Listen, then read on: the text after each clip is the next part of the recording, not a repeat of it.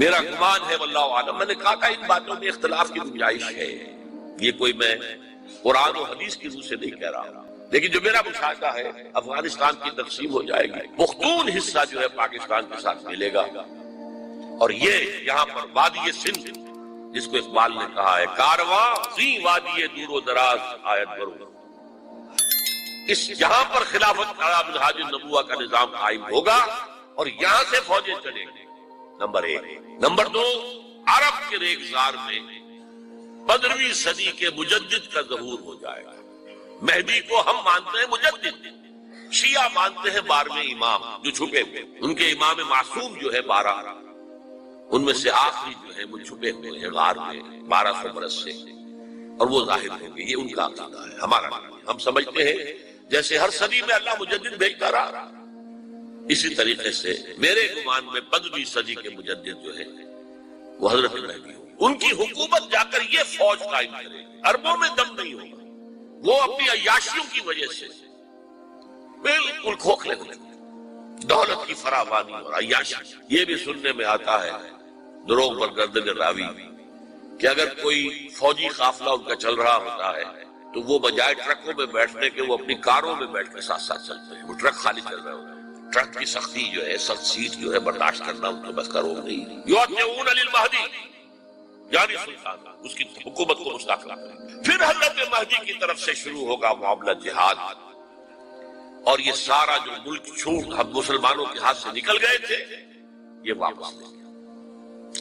اس میں ایک کوسچن ہے جو میرے ذہن میں بہت عرصے سے تھا، اس کا کہ جواب اب مجھے سوچا ہے، واللہ عالم، یہ ساری باتیں میں کہہ رہا ہوں میرے گمان ہے، کیسے ہوگا کہ اتنی بڑی طاقت ایٹمک پاورز کے مقابلے میں مسلمان دوبارہ میدان میں آ کر اور جیتتے چلے جائیں؟ میرا گمان یہ ہے واللہ عالم، اس پورے معاملے کا سارا جو ہے ارینا جو ہے وہ ہے مڈل ایسٹ،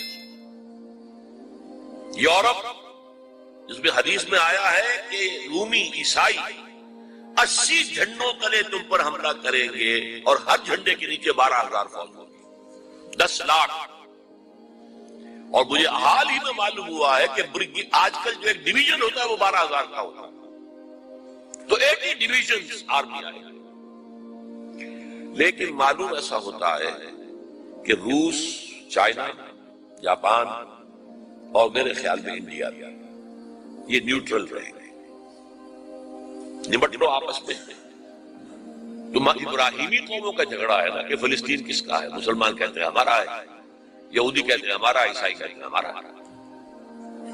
تو نمٹ لو، سیٹل یور سکورز۔ لیکن کوئی ویپنز آف ماس ڈسٹرکشن استعمال نہ ہو، اگر وہ ہوئے تو پھر ہم میدان میں آ جائیں گے۔ میرا گمان یہ ہے کہ ویپنز آف ماس ڈسٹرکشن استعمال نہیں کر سکیں گی مغربی طاقت، اور پھر جنگ کے اندر مسلمانوں کے ساتھ جیتنا ان کے لیے ممکن نہیں ہے۔ جن کو موت عزیز ہے، منحصر مرنے پہ ہو جس کی امید، نا امیدی اس کی دیکھا چاہیے، اور وہ مرنے کو تیار نہیں ہے۔ وہ تو 40,000 فٹ کی بلندی سے نیزی کٹر پھینک سکتے ہیں، نیچے نہیں آئیں گے۔ اور جب نیچے کچھ اتنے تھے تو جو حشر کیا تھا، تو جو بات کہی تھی رمزفیلڈ نے، very tenacious fighters، یہ افغانستان افغان والے جو ہیں یہ تو چمٹ جانے والے ہیں، یہ ایسے جنگجو ہیں، ان سے جان چھڑانی مشکل ہے، جن کے لیے موت سب سے بڑی کامیابی ہے۔ شہادت میں مطلوب و مقصود مومن نہ مال غنیمت میں کشور فشائی، مسلمانوں کا مقابلہ کر سکے۔ یہ ہے میرا گمان، واللہ عالم۔ بہرحال پہلا مرحلہ کسی اجمی ملک میں جو میرے نزدیک پاکستان اور افغانستان پہ مشتمل ہوگا، خلافت کا نظام پہلے آئے گا، پھر یہاں سے فوجیں چلیں گی، حضرت مہدی کی حکومت قائم ہوگی، پھر وہ حضرت مہدی جو ہے وہ جہاد کریں گے، قتال کریں گے، اور اس قتال کے آخری مرحلے پر حضرت عیسیٰ علیہ السلام بھی نازل ہو جائیں گے، اور غالباً ان کے ذریعے سے پھر جتنا الیکٹرانک ان کا حساب کتاب ہے وہ ختم ہوگا۔ حضور نے فرمایا ان کی آنکھوں میں ایسی تاثیر ہوگی جہاں پر نگاہ جائے گی یہودی پگھل جائے گا۔ کوئی بہت بڑا لیزر ہوگا، اور ظاہر بات ہے کہ ان کے یہ ہتھیار جو ہیں ان کا مقابلہ تو مسلمان نہیں کر سکتے، اور نہ ابھی آپ کو 100 برس بھی یہ سوچ سکتے ہیں کہ کوئی مسلمان ملک اتنی ترقی کر سکتا ہے کہ ان کے مقابلے میں پہنچ جائے ہتھیاروں کے معاملے میں۔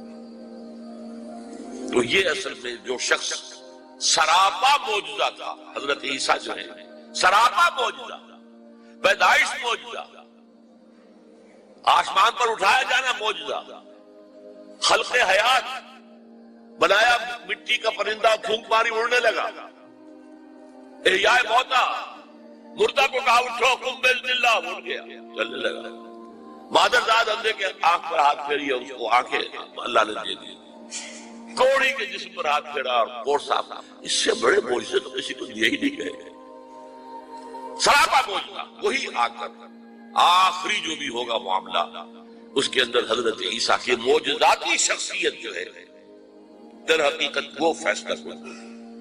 میرے نزدیک یہ ہیں وہ چیزیں جس کی بنا پر میں سمجھتا ہوں کہ حالات جو ہیں جدھر جا رہے ہیں، حضرت عیسیٰ کے آنے کے بعد دو نتیجے نکلیں گے۔ عیسائیوں کا مذہب ختم ہو جائے گا۔ حدیث میں آیا ہے کہ عیسیٰ آئیں گے، یکسر الصلیب و یقتل الخنزیر، صلیب کو توڑ دیں گے۔ کیا مطلب؟ کہاں تم صلیب اٹھائے کر رہے ہو؟ میں صلیب دیا ہی نہیں گیا، یہ سب تمہارا ایک من گھڑت قصہ ہے، مجھے تو اللہ نے پہلے اٹھا لیا تھا۔ وما قتلوه وما صلبوه، صلیب ہی پر کھڑی ہوئی ہے عیسائیت ساری کی ساری۔ اور خنزیر کو قتل کر دی، خنزیر تم نے کیسے حلال کر دیا آپ نے؟ یہ کبھی اسلامی شریعت کے اندر موسیٰ کی شریعت میں حرام تھا، وہی موسیٰ کی شریعت میں تمہیں دے کر گیا تھا۔ Don't think I have come to destroy law, یہ لا تم پر نافذ رہے گا۔ گویا کہ عیسائی مذہب ختم ہو کر اسلام میں منتخب ہو جائے گا، یہودی ایک ایک ختم کر دیا جائے گا۔ یہودی کیوں اس انجام کے مستحق ہیں؟ اللہ کا پرانا قاعدہ چلا آ رہا ہے، جس قوم کی طرف کسی رسول کو بھیجا، اگر قوم نے بحیثیت مجموعی رسول کا انکار کیا، وہ ہلاک کر دی گئی۔ قوم نوح ہلاک ہوئی یا نہیں؟ قوم ہود، عاد ہلاک ہوئی یا نہیں؟ قوم سمود جن کی طرف حضرت صالح بھیجے گئے، قوم شعیب، عمورہ اور صدوم کی بستیاں، آل فرعون، یہودیوں کی طرف حضرت عیسیٰ کو رسول بنا کر بھیجا گیا تھا، انہوں نے رد کر دیا، محمد رسول اللہ کو رد کر دیا صلی اللہ علیہ وسلم۔ یہ اس سزا کے مستحق ہو چکے ہیں، لیکن وہ سزا ان کا رسول ہی ان کو آ کر دے گا، اسی لیے انہیں اٹھا لیا گیا، ایک پوز آ گیا ہے۔ مستحق تو ہو گئے تھے اسی وقت حضرت عیسیٰ کے زمانے میں کہ ہلاک کر دیے جائے، لیکن حضرت عیسیٰ کے زمانے میں حضرت عیسیٰ کو اٹھا لیا اور ان کا معاملہ جو ہے وہ ملتوی کر دیا۔ جیسے کسی کو پھانسی کی سزا تو ہو جائے لیکن ابھی ایگزیکیوشن نہیں ہوئی ہے، ایگزیکیوشن جو ہے وہ ڈیفر ہو گئی۔ یہودی ختم، عیسائیت ختم، اور عیسائی سب مسلمانوں کے ساتھ شامل ہو کر ایک ملت واحدہ بن جائیں گے۔ اچھا، یہ جو میں نے کہا ہے کہ یہ امریکہ نے جو مجاہدین کی قیادت تھی اسے آپس میں لڑا کر پھر یہاں سے بھاگ جانے کے اندر غافل سمجھی، اس کی وجہ یہ تھی امریکہ کو اندیشہ تھا کہ یہ لوگ پڑھے لکھے جدید تعلیم یافتہ ہیں، یہ انجینئرز ہیں، گلبدین حکمت یار، احمد شاہ مسعود، استاد ربانی بڑے عالم ہیں، فاضل ہیں، عبد الرسول سیاب الازہر کے پڑھے ہوئے تھے، اسی طریقے سے صبغت اللہ جو ہے وہ بھی بڑے عالم آدمی تھے اور پڑھے لکھے آدمی تھے، جدید تعلیم یافتہ بھی اور قدیم بھی یافتہ بھی۔ تو اس اعتبار سے انہیں اندیشہ تھا ان لوگوں کی حکومت بن گئی اگر تو یہ ایک ماڈرن اسلامک اسٹیٹ بنا دے، اور یہ وہ شے ہے جو ہمارے لیے سب سے زیادہ خطرناک، سب سے زیادہ ناپسندیدہ معاملہ ہوگا، اس لیے کہ اگر واقعی طرح ماڈرن اسلامک اسٹیٹ وجود میں آ گئی تو ہمارے نظام کا خاتمہ ہو جائے گا۔ وہ تو یہ کہ سورج طلوع ہوتا ہے تو تاریکی تو جائے گا، رات کو تو جانا ہی جانا ہے، وہ تو جب تک سورج طلوع نہیں ہوتا رات کی تاریکی ہے، یہ انہیں اندازہ تھا۔ بہرحال اس لیے انہوں نے خاص طور پر ان کو آپس میں لڑایا بھی۔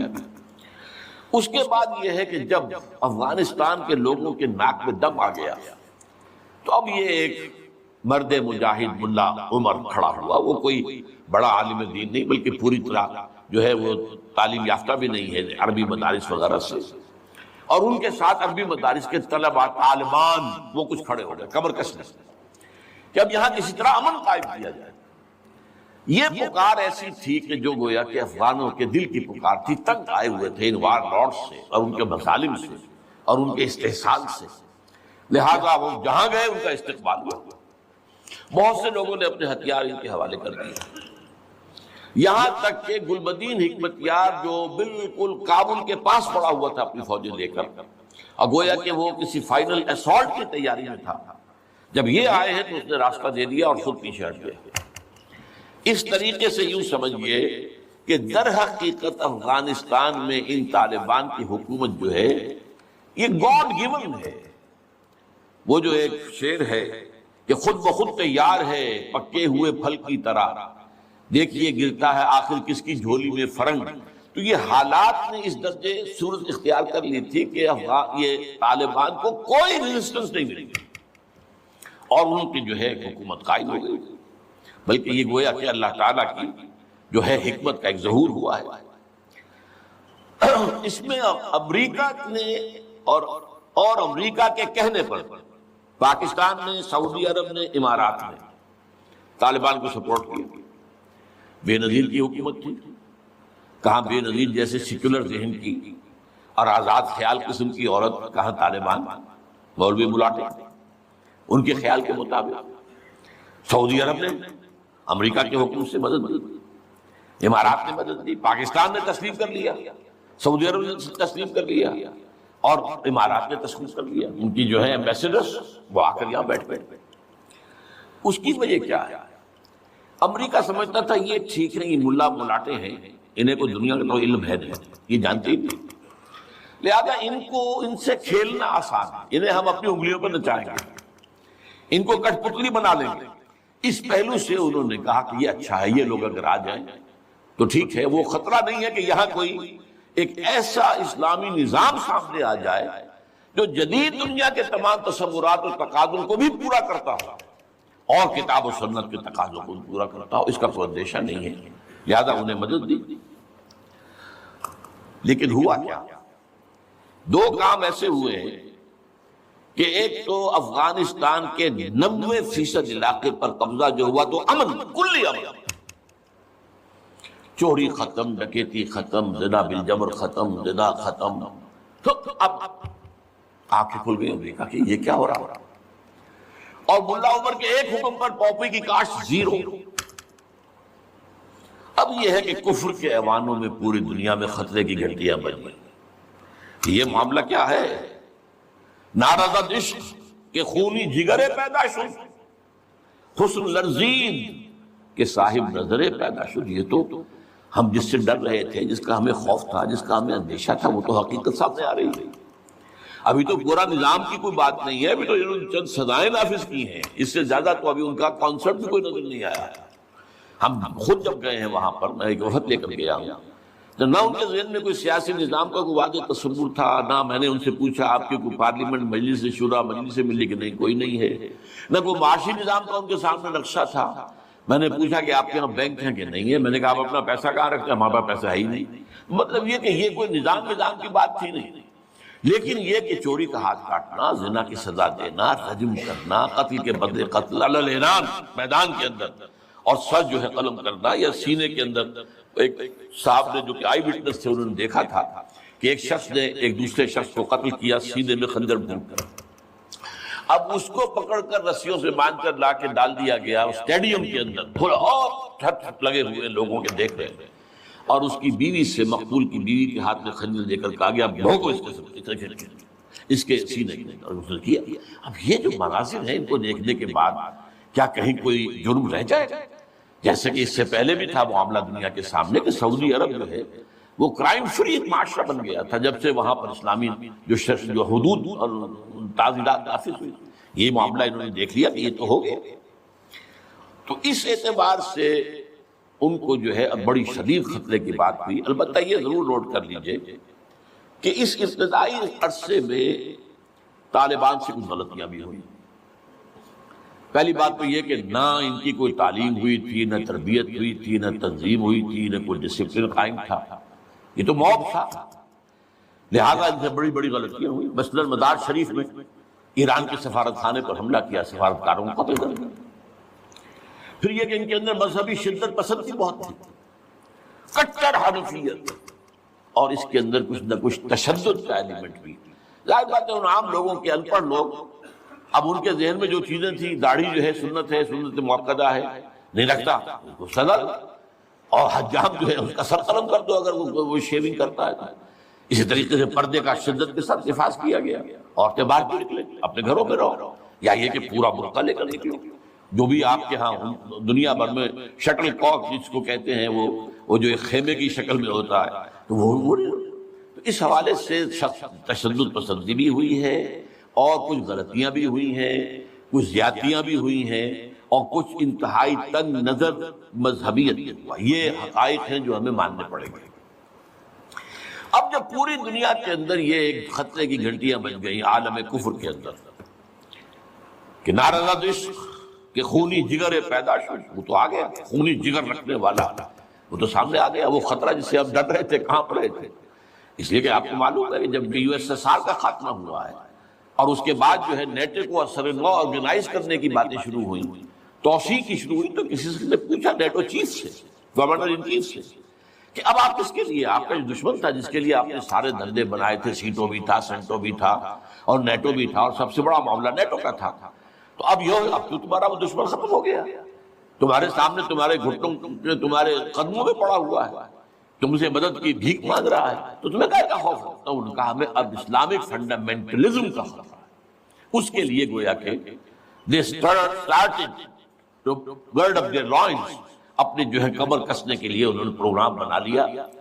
اور اس کے لیے نوٹ کیجئے 9/11 کا حادثہ فاجعہ خود کروایا، یہ ثابت شدہ حقیقت ہے اس وقت۔ اس میں طالبان کا تو خیر 0% بھی کوئی امکان نہیں، اس میں القاعدہ کا بھی کوئی حصہ نہیں۔ یہ ضرور معلوم ہوتا ہے کہ ان میں جن لوگوں کو انہوں نے اپنے آگے رکھ لیا تھا دنیا کو دکھانے کے لیے، کچھ نوجوان قسم کے جو پائلٹس تھے جنہوں نے چھوٹے چھوٹے جہازوں پر، چڑیوں جیسے جہازوں پر تربیت حاصل کی تھی، دکھانے کے لیے انہوں نے کیا ہے۔ ان میں سے کسی کا تعلق غالباً کوئی تعلق تھا جو کہ اسامہ ابن لادن کے ساتھ، جس پر کہ ان کو اس نے یہ کہہ دیا تھا کہ عنقریب ایک بہت بڑا واقعہ ہوگا، بس اس حد تک بات صحیح ہے، باقی قطعاً کوئی نہ اسامہ ابن لادن کا حصہ۔ یہ کروایا موساد نے، نیو کونز نے، CIA نے۔ کیوں کروایا؟ اس لیے کہ ان کے سامنے اب افغانستان کے اندر ایک بہت بڑی فوج کشی کرنے کے لیے ایک بہت بڑی طاقت کی ضرورت ہے، اور یہ بہت بڑی طاقت جو ہے اس کے لیے امریکہ کا جو پبلک اوپینین ہے تیار نہیں ہوگا جب تک کہ اتنا بڑا کوئی حادثہ نہ ہو جائے، اور دنیا کی بھی بڑی پولیشن نہیں بنے گی جب تک کہ اتنا بڑا کوئی حادثہ نہ ہو جائے۔ یہ انہوں نے خود کرایا، اس لیے کہ اس سے پہلے یہ ایک اور بات جو ہے وہ بیچ میں آ گئی ہے، لیکن میں بیان کر دوں کہ یہ تو 90s کے اندر، لیٹ 90s میں بات ہو گئی تھی کہ امریکہ میں جو ٹاپ کے تھنک ٹینکس تھے وہ سوچ رہے تھے کہ 21ویں صدی میں امریکہ اس گلوب کی سپریم سپر پاور کیسے رہے۔ افغانستان پر حملے کا اصل سبب جو میں نے دو بتایا نا، دو لڑیاں ہیں ان کے ایجنڈے کی، ایک اسلام کہیں ظاہر نہ ہو جائے، اسلام کا نظام ظاہر نہ ہو جائے، اور ایک مسلمانوں کے مالیاتی خاص طور پر تیل کے وسائل پر قبضہ۔ اب افغانستان میں کیا ہوا ہے، یہ سارا معاملہ تھا اسلام کا راستہ، یہاں تو اسلام ایک شکل دکھا رہا ہے اپنی، اور اگر انہیں موقع مل گیا یہ تو ایک ایسی ویلفیئر اسٹیٹ قائم کر، زکوٰۃ کا نظام قائم ہو جائے گا تو اعلیٰ ترین ویلفیئر اسٹیٹ قائم ہو جائے گا، اور اگر یہاں پر جو ہے یہ ساری سزائیں نافذ، معاشرہ کرائم فری ہو جائے گا، لوگوں میں محبت ہوگی، مساوات ہوگی، اور یہ کہ عام لوگوں کے لیے ویلفیئر ہوگا، اور یہ سامنے نظام آ گیا تو پھر ہمارا یہ نظام کیپٹلزم یہ کہاں رہے گا، اس کو تو منہ چھپانے کی جگہ نہیں ملے گی۔ لہذا افغانستان پر حملے کا اصل موٹیو، لیکن انہوں نے افغانستان میں کوشش کی، طالبان کے زمانے میں یونیکال جو ہے ان کی سب سے بڑی جو ہے کمپنی ہے، اس نے مذاکرات کیے، وہ دیکھ کر حیران رہے کہ یہ ان پڑھ، یہ ملے ملاٹے جو ہیں یہ تو بڑے ٹف بارگینر ہیں۔ اس طریقے سے پاؤں جما کر طالبان نے جو ان کے ساتھ مذاکرات کی اور ان سے اپنی شرطیں پیش کی، وہ گھبرا کر بھاگ گئے۔ یہ صورتحال بھی تھی افغانستان پر قبضہ، لیکن یہ ہے کہ اصل کیا تھا کہ وہ اسلام کی کوشش ان کا میجر، اسی لیے پورا عالم کفر جمع ہے۔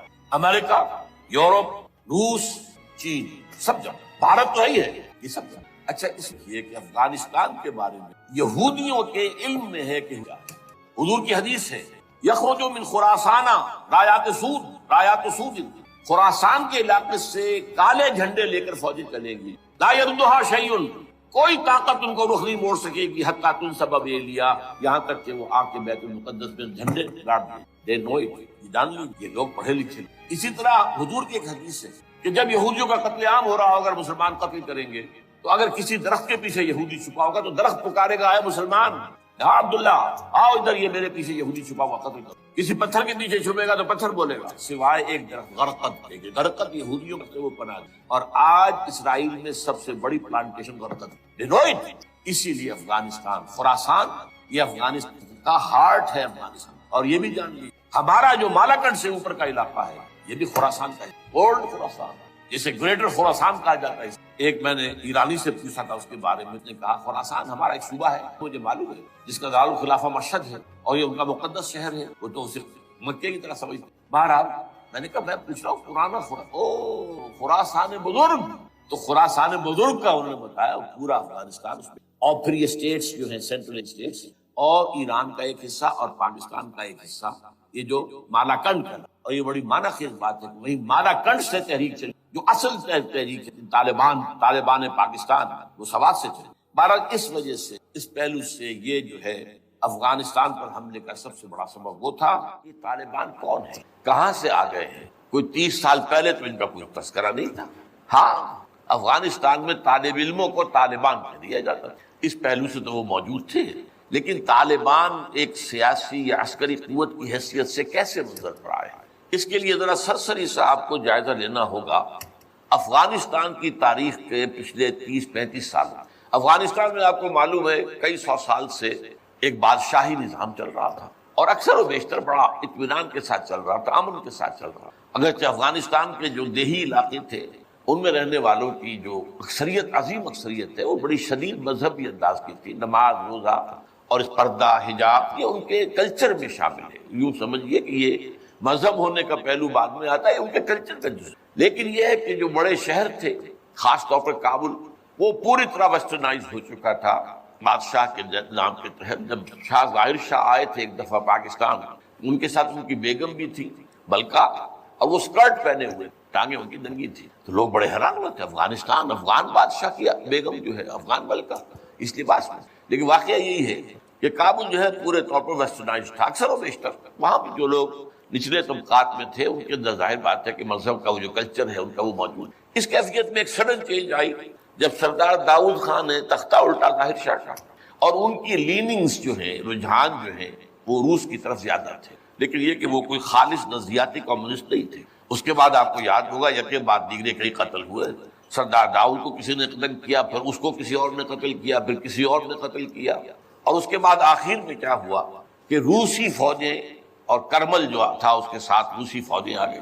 تو یہ جو ایک تبدیلی ہوئی ہے، اس کے خلاف جو ہے اسلامی قوتوں کی طرف سے ریزنٹمنٹ آئی، اس لیے کہ اگرچہ ان تبدیلیوں کے دوران کمیونزم جو ہے وہ کم سے کم جو شہری علاقے تھے افغانستان کے، اس میں مضبوط قدم جما چکا تھا۔ پارٹیاں دو تھیں، پرچم اور خلق، لیکن ان دونوں کے درمیان فرق وہی تھا جو رشین ریولیوشن میں مولشوکس اور بولشوکس کا تھا۔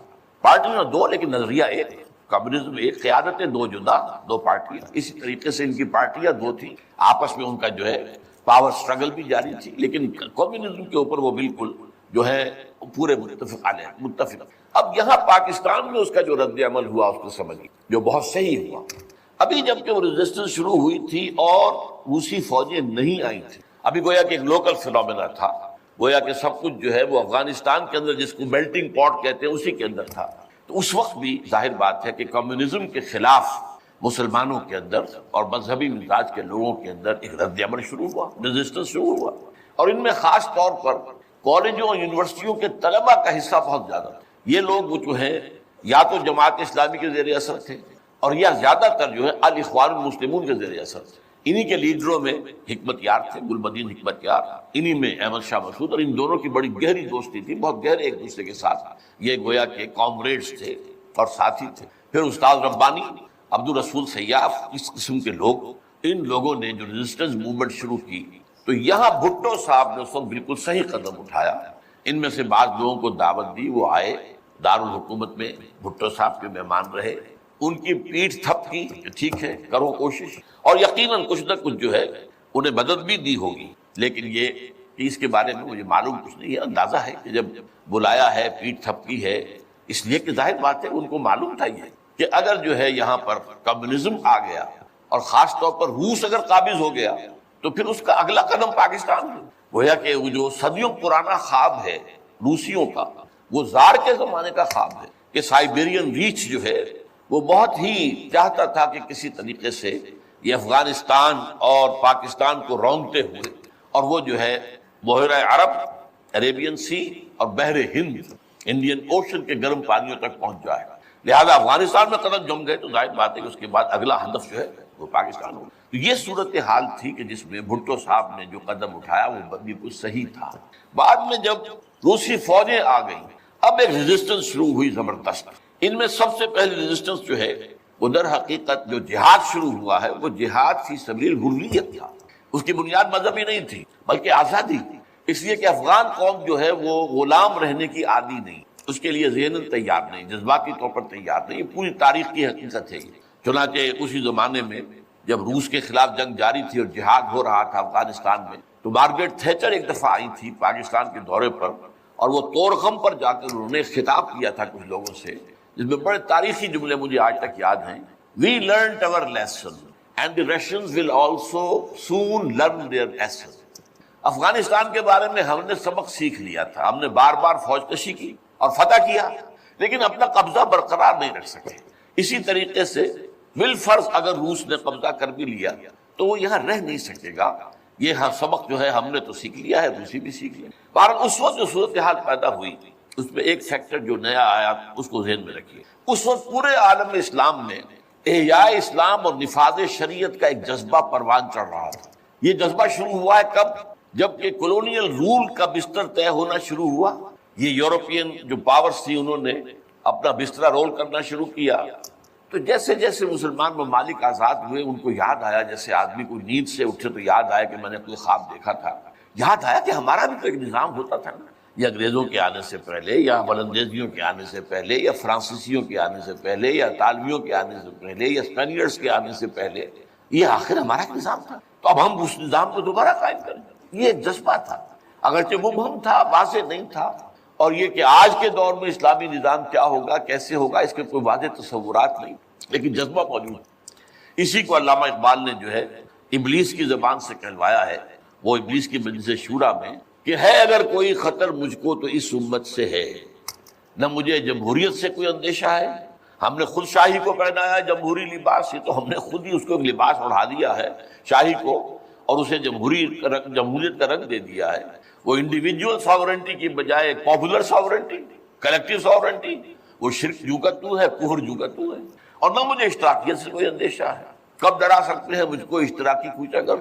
ہاں ہے اگر کوئی خطر مجھ کو تو اس امت سے ہے جس کی خاکستر میں ہے اب تک شرار آرزو. یہ جو جذبہ تھا اور یہ جو تڑپ تھی، یہ اگرچہ پورے عالم اسلام میں تھی، لیکن کہیں بھی اس کی کوئی کامیابی کی صورت نظر نہیں آ رہی تھی. جذبہ بہت.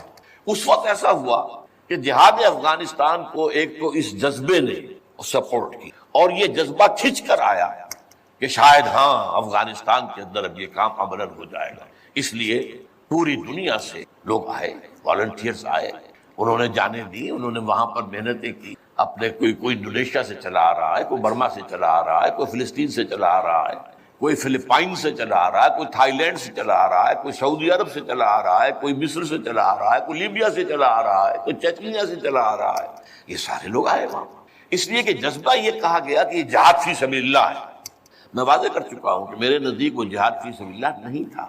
جہاد فی سبیل اللہ کی جو شرائط ہیں وہ یہ ہے کہ پہلے دعوت اور اس میں اتمام حجت، پھر جو دعوت کو قبول کرے انہیں منظم کرنا، ڈسپلن آرگنائزیشن میں لانا، ایک امیر کے تابع ہونا، اس سے بیعت کرنا، اور پھر یہ کہ ان کی تربیت، ان کا تزکیہ یہ ہو کہ دل میں سوائے اللہ کی رضا کے کوئی اور جذبہ باقی نہ رہ جائے.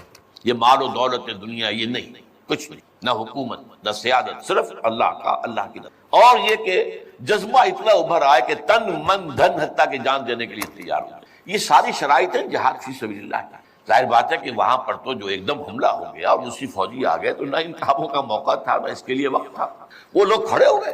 یہ جہاد فی سبیل الحریت تھا، آزادی کا جہاد، اور مسلمان جب آزادی کا جہاد کرتا ہے تو وہ بھی جہاد فی سبیل اللہ ہی کی ایک قسم ہے، جائز جہاد ہے، اس میں جان دینا بھی شہادت ہے۔ اگرچہ وہ جو ایک مثبت جہاد فی سبیل اللہ وہ تو ہمیں سیرت صحابہ اور سیرت النبی صلی اللہ علیہ وسلم میں اس کا پورا نقشہ ملتا ہے۔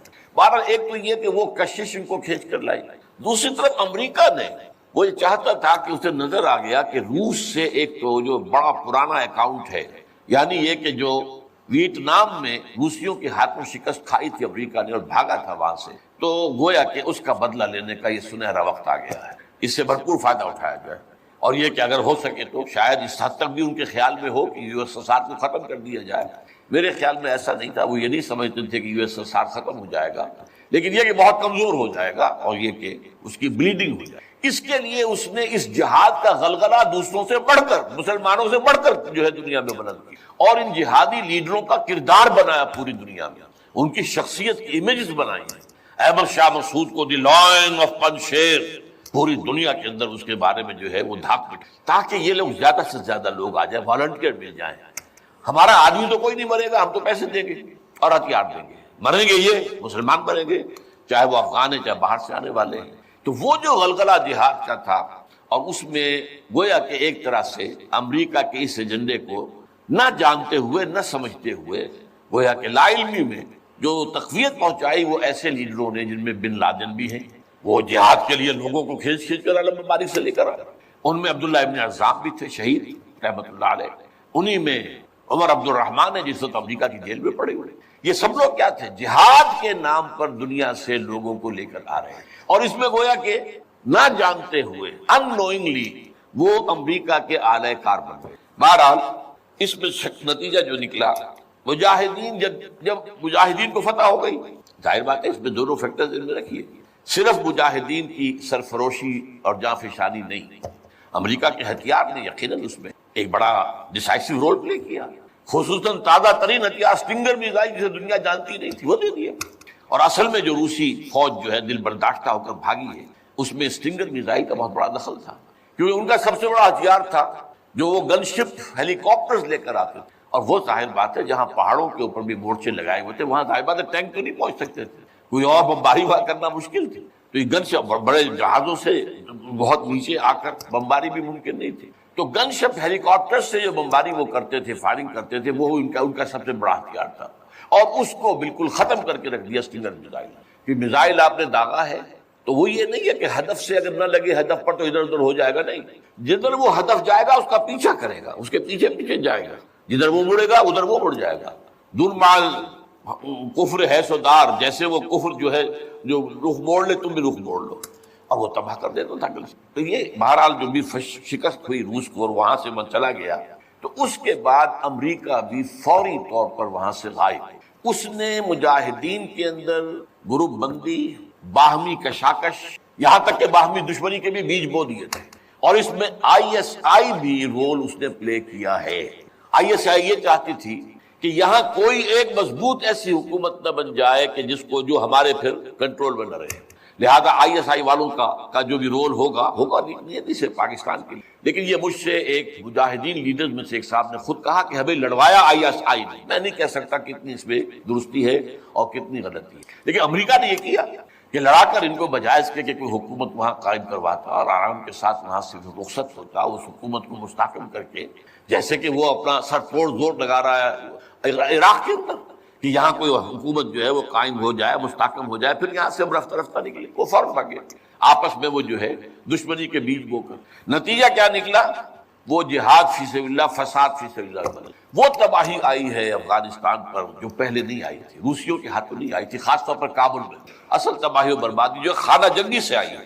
اور اس کا ایک اور نتیجہ یہ نکلا کہ مختلف علاقوں میں وارڈ لارڈز نے اپنی چھوٹی چھوٹی حکومتیں، ریاستیں قائم کر لی۔ وارڈ لارڈز، ہتھیار ان کے پاس ہیں، اور وہ ہتھیار جو ہیں اس جنگ کے اندر امریکہ کے دیے ہوئے ان کے پاس بہت کافی جو ہے ابھی موجود تھے، ان کا اسلحہ خانہ تھا، تو اپنے علاقے معین. عرب جو ہے وہ اندر سے کھوکھلے ہوئے، عیاشی میں، دولت میں، پیسے میں، دولت پیسہ عیاشی اس کی وجہ سے کھوکھلے ہوئے. یہاں میں آپ کو دو حدیثیں سنانا چاہتا ہوں. سنن ابن ماجہ کی روایت ہے حضرت ابو ہریرہ سے رضی اللہ تعالی عنہ قال قال رسول اللہ صلی اللہ علیہ وسلم اذا وقعت الملاحم بعث اللہ بعثا من الموالی هم اکرم العرب فرسا واجودهم سلاحا یؤید اللہ بهم الدین، رواہ ابن ماجہ عن ابی ہریرہ رضی اللہ تعالی عنہ.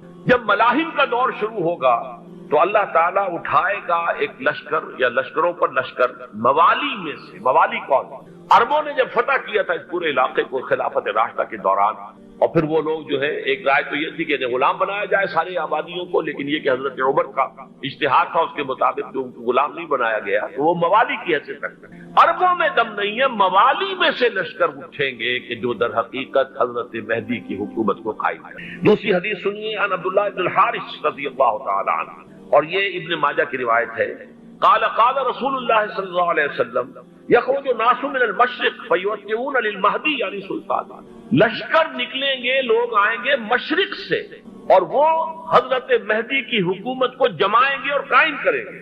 اب ذرا نوٹ کیجئے کہ جزیرہ نماء عرب کے مشرق میں کون سے ملک ہیں؟ تین: ایران، افغانستان، پاکستان. یہ تین سالڈ مسلم ممالک، مسلم آبادی اکثریت. ویسے تو یہ کہ آگے ہندوستان میں 20 کروڑ مسلمان ہیں، لیکن وہ 20 کروڑ جو ہے وہ تو 80 کروڑ کے اندر تحلیل ہو جاتے ہیں غیر مسلموں میں.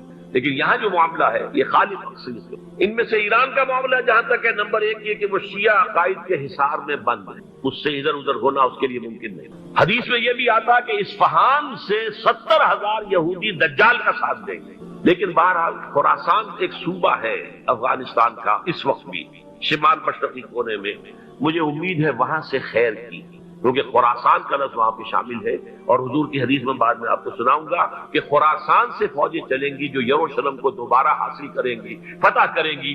جیسے پہلے یروشلم کھویا عربوں نے تھا، دوبارہ حاصل کیا تھا کرد نے، کرد خون صلاح الدین ایوبی رحمت اللہ علیہ. ایسے اب پھر عربوں نے کھویا ہے، لیکن لینے والے خراسان سے لشکر آئیں گے. یخرج من خراسان رایات سود لا يردها شيء حتى تنصب بإلیا. خراسان کے علاقے سے کالے علم لے کر لشکر چلیں گے جن کے رخ کو کوئی موڑ نہیں سکے گا جب تک کہ وہ جا کر یروشلم میں نصب کرے. اس کے بعد نام آتا ہے پاکستان کا. یہ ہے میری اور آپ کی داستان، اور یہ ہے سبب جس کی وجہ سے کہ میں آپ سے یہ گفتگو کر رہا ہوں.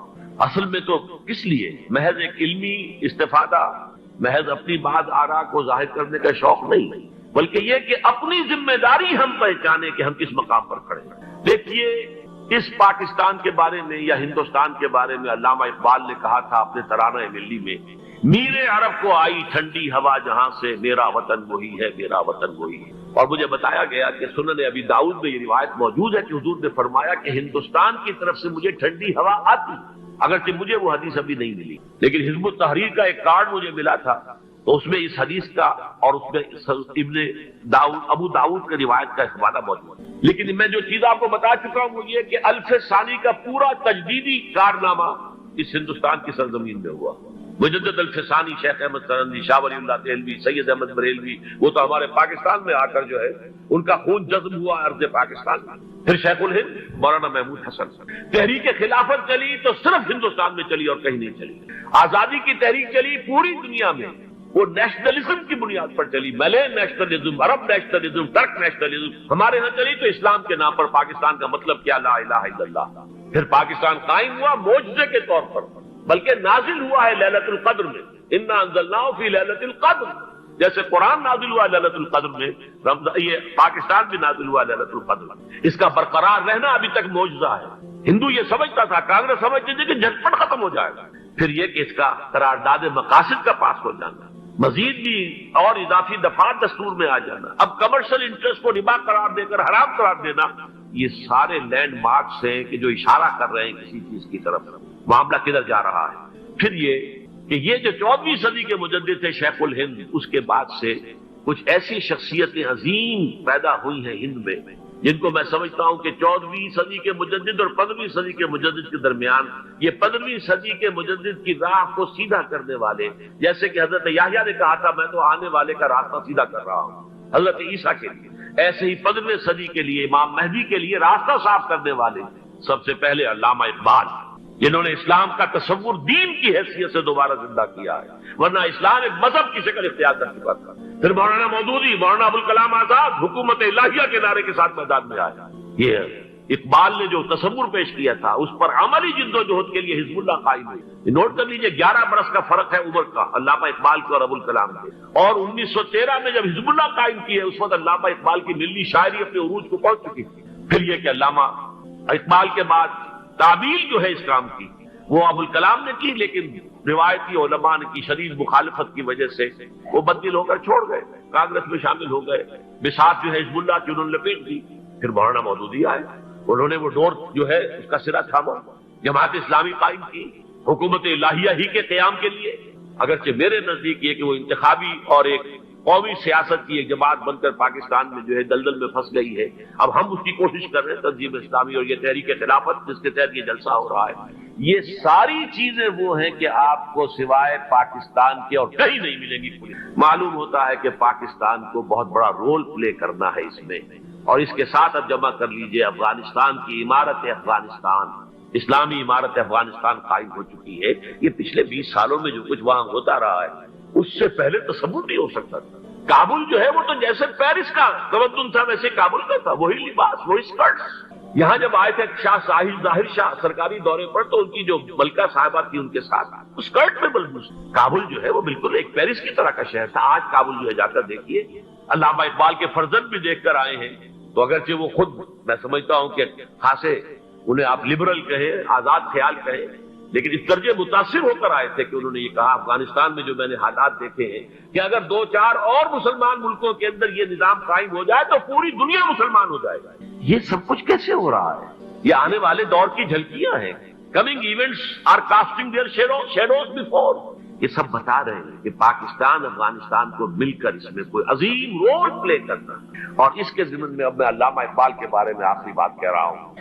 علامہ اقبال کے بارے میں عام یہ خیال ہے، انہوں نے اپنے خطبات میں مہدی کا اور نزول مسیح کا، حالانکہ میں کل پڑھ رہا تھا مولانا سید احمد اکبر آبادی رحمۃ اللہ علیہ کا ایک مقالہ ان کا کہ علامہ اقبال نے ابن خلدون کے بارے میں یہ کہا ہے کہ مہدی کا اور نزول عیسیٰ کا دونوں کا انہوں نے انکار کیا ہے، حالانکہ ابن خلدون نے نزول عیسیٰ کا انکار نہیں کیا، صرف مہدی کا انکار کیا۔ بہرحال علامہ اقبال نے خطبات میں انکار کیا ہے، لیکن یہ کہ اپنی شاعری کے اندر میں چیلنج کرتا ہوں کسی بڑے سے بڑے اقبال شناس کو، ان کا یہ شعر ذرا سنیے۔ خضر وقت از خلوت دشت حجاز آید برو، کارواں زی وادی دور و دراز آید برو۔ خضر وقت، امام وقت، رہنمائے وقت، قائد وقت، خلوت دشت حجاز، حجاز کی صحرا کی کسی خلوت گزینی سے نکل کر باہر آئیں گے۔ میں حیران ہوتا ہوں علامہ کے اس فکر پر اور اس مصرے پر۔ یہاں انہوں نے شیعہ اور سنی دونوں کے کانسیپٹ جمع کر دیے۔ شیعہ کا کانسیپٹ یہ چھپے ہوئے کسی غار میں وہاں سے برآمد ہوں گے، اور ہمارا کانسیپٹ ہے ام سلمہ رضی اللہ تعالیٰ عنہ کی حدیث سنا چکا، چھپے ہوئے ہوں گے وہ وہاں پر، مدینے سے نکل کر آ کر مکے میں چھپ جائیں گے۔ اس خانہ جنگی کی حالت میں لوگ ان کی طرف دیکھ رہے ہوں گے، سوچتے ہوں گے انہیں میدان میں آنا چاہیے، کوئی پارٹ پلے کرنا چاہیے، امت کی رہنمائی کرنی چاہیے، لیکن وہ چھپیں گے، وہ کارے ہوں گے، وہ اس ذمہ داری کو قبول نہیں کرنا چاہیں گے، جا کے چھپ جائیں گے مکے میں، وہاں سے مکے والے انہیں نکالیں گے، اور وہ کارے ہوں گے، انہیں بالکل یہ پسند نہیں ہوگا کہ یہ ذمہ داری اٹھائیں۔ تو خضر وقت از خلوت دشت حجاز آید برو، کارواں زی وادی دور و دراز آید برو۔ کارواں جو چلے گا ان کی مدد کے لیے اس وادی دور و دراز، اس عظیم وادی دور و دراز، یہ وادی سندھ ہے۔ وادی سندھ جو ہے ہم سمجھتے ہیں کہ صرف یہ پاکستان اور پنجاب جو ہے یہ اس میں شامل ہے، سندھ اور پنجاب نہیں، افغانستان کا پورا مشرقی علاقہ اس میں شامل ہے۔ جیسے دریائے جیلم سندھ میں جا رہا ہے، جیسے دریائے گلگت سندھ میں آ کر ملتا ہے، جیسے دریائے چناب اور راوی اور جیلم اور یہ سب جا رہے ہیں اور آ رہے ہیں، اسی طرح دریائے کابل کہاں سے آ رہا ہے، دریائے گومل کہاں سے آ رہا ہے، ٹوچی کہاں سے آ رہا ہے، یہ سارا جو ہے ڈرین جو ہو رہا ہے ایسٹرن جو ہے پارٹ آف افغانستان، یہ سب وادی ہے۔ اس وادی کے یہ دو حصے ہیں، ایک حصہ جو ہے یہ ادھر پاکستان میں ہے اور اسی وادی کا دوسرا حصہ جو ہے وہ افغانستان میں۔ کارواں زی وادی دور و دراز آید برو، کارواں چلے گا یہاں سے، یخرج ناس من المشرق یؤتون للمہدی یعنی سلطان ہی، مشرق سے فوجیں چلیں گی کہ جو مہدی کی حکومت قائم کریں گی، اور یخرج من خراسان رایات و سود، اور خراسان سے سیاہ پرچم چلیں گے کہ جن کا رخ کوئی موڑ نہیں سکے گا، حتیٰ تنصب بیلیا، یہاں تک کہ وہ جا کر یروشلم کے اندر دفن ہو جائے گا۔ حضرات، میں ایک میری گفتگو کا حصہ باقی تھا لیکن میں اسے چھوڑ رہا ہوں، اس لیے کہ گلوبلائزیشن جو اس کی ہوگی، جو خلافت علی منہاج النبوہ کی تجدید کامل حضرت مہدی کے ہاتھوں عرب میں ہوگی، اس سے پہلے اس کے لیے محنت، کوشش، جد و جہد پاکستان اور افغانستان میں ہو چکی ہوگی، جو اسے سپورٹ کرے گی اور وہاں جا کر حکومت قائم کرے گی۔ اس کے بعد گلوبلائزیشن کا جو مرحلہ اس کا ہے وہ حضرت مہدی کے ہاتھوں نہیں ہے، وہ حضرت عیسیٰ ابن مریم ان کے نزول کے بعد، جن کے نزول کے بعد دجال کا خاتمہ ہوگا اور یہودیوں کا استحصال ہوگا۔ مسلمانوں پر بھی بڑی تکالیف عربوں پر آئیں گی، شدائد آئیں گے، لیکن یہ وہ میں حصہ جو اپنی گفتگو کا آج چھوڑ رہا ہوں اس لیے کہ میں دیکھ رہا ہوں کہ بعد حضرات کا صبر کا پیمانہ اب لبریز ہو رہا ہے، تو میں اس حصے کو پھر ملتوی رکھتا ہوں کسی دوسری محفل اور کسی دوسری مجلس اور نشست پر۔ لیکن یہ کہ امام مہدی کی حکومت قائم کرنے کے لیے کون لوگ آئیں گے۔